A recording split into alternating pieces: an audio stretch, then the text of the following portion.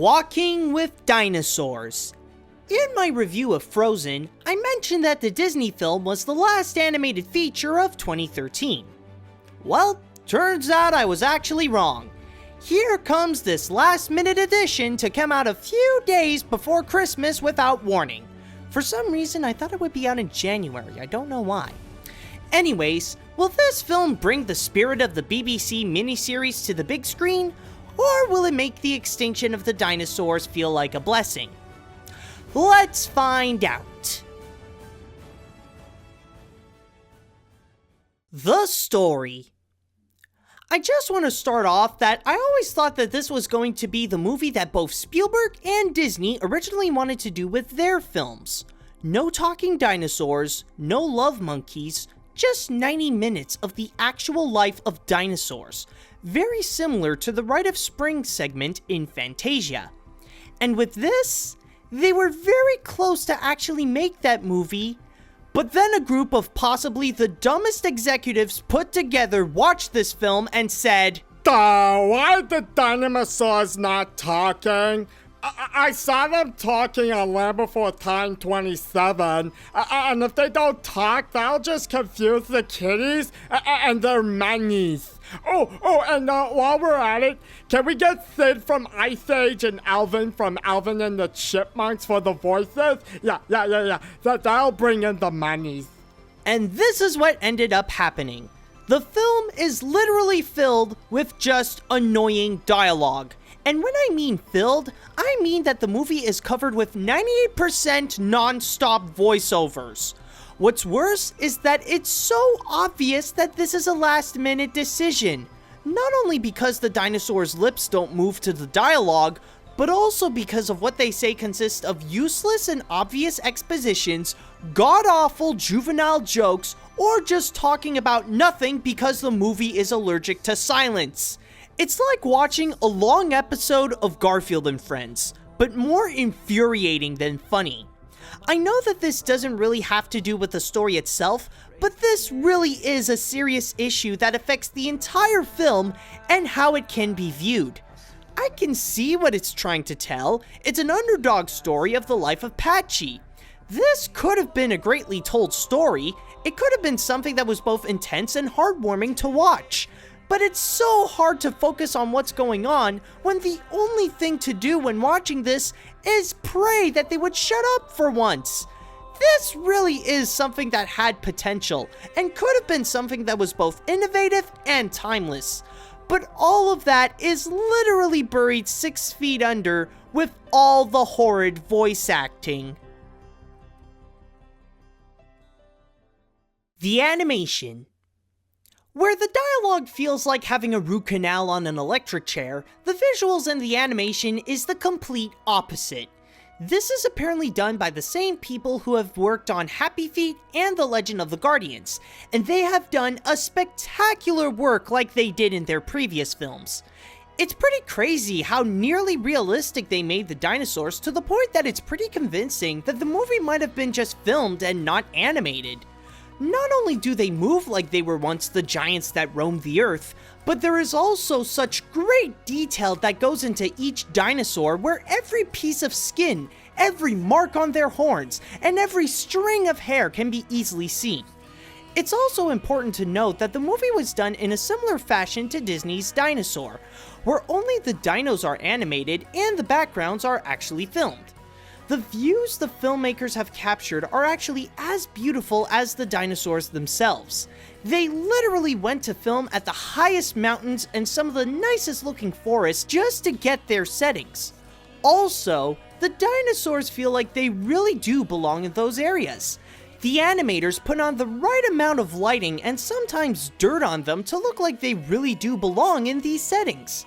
If there is one good thing I could say about this movie, is that this is a great example of how animation can actually blur the line between what exists and what doesn't.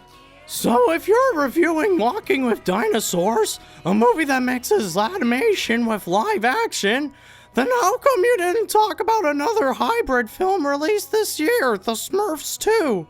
After all, it is produced by an animation studio. Look, Walking with Dinosaurs did it much more differently so that the animation plays a bigger role. How about I say no and forget it so that both of our lives will be much more simpler? The characters. Now, it did say that this is 90 minutes of the most annoying blabberfest ever put on film. But believe it or not, there are only 4 characters that talk throughout the movie. There's Patchy, the underdog who grows to prove everyone that he is strong enough to lead his fellow dinos, Alex, his friend and the narrator of the movie, Juniper, the love interest, and Scowler, Patchy's jerky and full of himself brother. Because of the ridiculous amount of dialogue in this film, they are all just hateable. How can just 4 characters fill an entire movie with nothing but horrible voiceovers? Like I said before, the only thing anyone can do with them is just wish that they could just once stop talking and breathe like a regular creature on planet Earth. There are other significant characters that appear in this film, like Patchy's parents, some Gorgosaurus, Major, and a few others. Even though they barely appear in the film, they are actually the most likable characters in this because they don't talk. They're just doing what they're supposed to be doing while these idiots talk like their words are the soundtrack. This could be the worst thing about this movie. It's not that the movie is filled with endless voiceovers, but it's filled with endless voiceovers by only 4 people. The characters only give out an image of whom to blame when it comes to always saying the stupidest things and whom to say, stop it.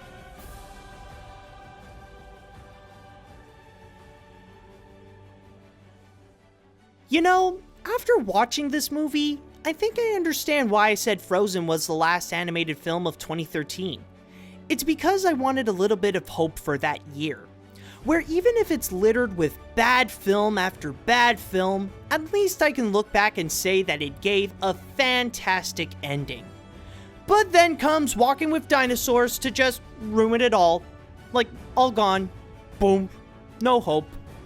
It could have been a window to how dinosaurs really lived, with amazing visuals, dinosaurs that can be mistaken for real, and a heartfelt story.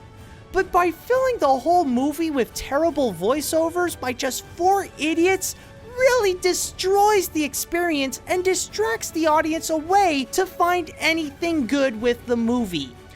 The only recommendation I can give is to just stay away from it. You're better off with just Dinosaur, Land Before Time, or heck, just stick with the Walking with Dinosaurs miniseries. If you really do want to watch it though, then wait till it comes out on DVD or Netflix and just mute the movie. That way, you don't have to suffer through whatever Patchy and Alex have to say. I don't know how many times I have to repeat that the dialogue is atrocious, but I think I could cap it off by saying that it's AniMat's seal of garbage worthy.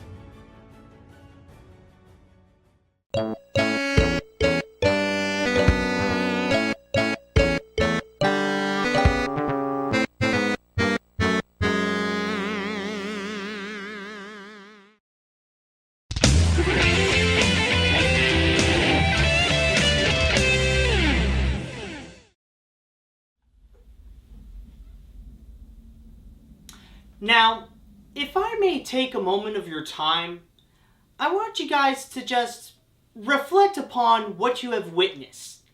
Now, of course, at first this may seem like your average angry AniMat's review where I give out the AniMat's seal of garbage to a crappy animated film again, but really think about that.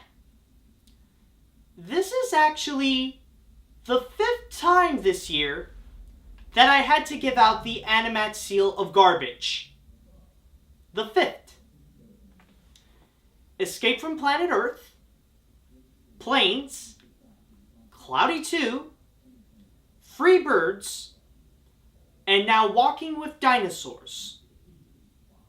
All of which released in 2013. And I had to give out the AniMat's seal of garbage to all of these. I want you guys to really think about that.